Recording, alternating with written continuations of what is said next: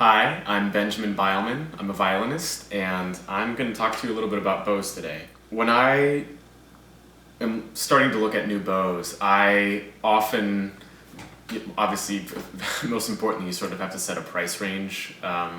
So depending on what that is for yourself, you can get 5, 10, 15 bows at a time or something to try out.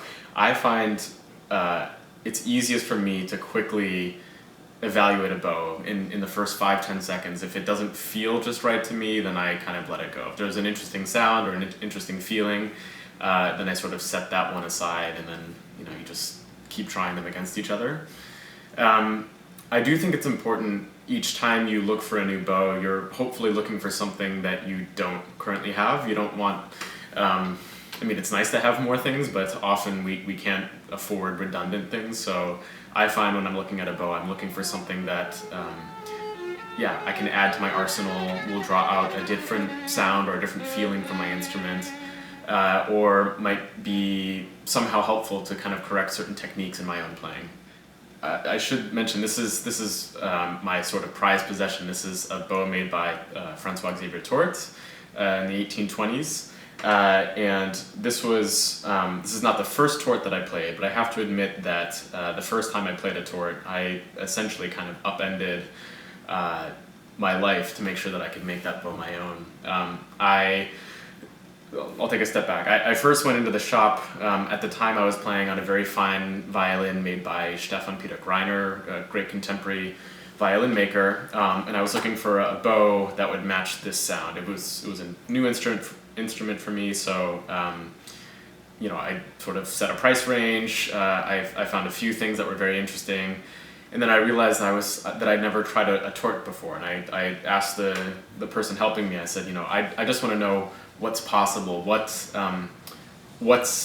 possible in a bow, and what are my own faults. So I want to know what I need to work on, what I need to adapt. So show me sort of the best bow that you have, and it was a Tourte. And immediately I obviously fell in love. There was just a kind of suppleness to the stroke while also having this kind of deep core strength to it that just made the instrument sound so good. I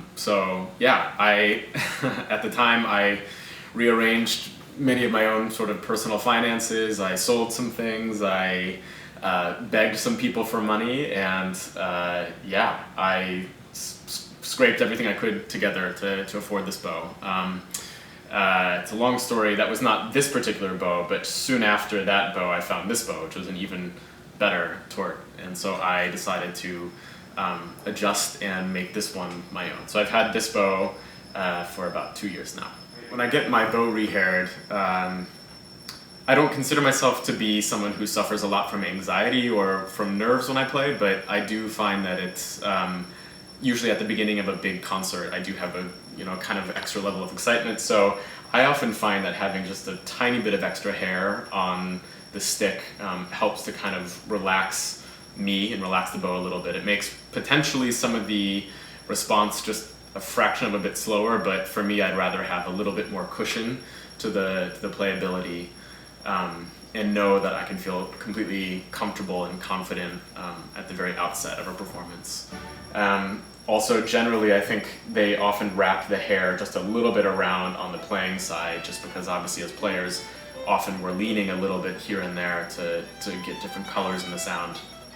And so those are the hairs that break first. So if you have a little bit extra there, it won't throw off the balance of the bow too much if you break 1 or 2 or 3 or whatever in a performance. I look up to many people with great bow techniques, but especially the first ones that come to mind are probably Oscar Shumsky and Nathan Milstein. They're players who have this unbelievable articulation and kind of pronunciation to the very start of the stroke, and they have a super amount of power when they start a stroke, but it never feels like they're pressing once they actually start the bow. I think there's something so magical in that ability to have a super crisp start, but then this kind of effortless sustain, almost this kind of noble stroke to it too. I love watching sort of cellists and violists use their bow, because they have to use obviously so much a very different type of stroke, usually more density to their playing to really get the string moving as quickly in speaking. And so I like seeing people who can change the density of stroke in the middle of a bow. I love Kim Kashkashian's stroke, and Sol Gabetta I think has a really unique bow arm. I like this idea that of course you can have, you know, the kind of old school violinist like Shumsky stroke, but then also if you need to, like a singer, you can kind of go deeper into your diaphragm, you know, with the bow essentially. So you can change really the timbre of the sound just in the middle of something. Yeah, magicians with the bow.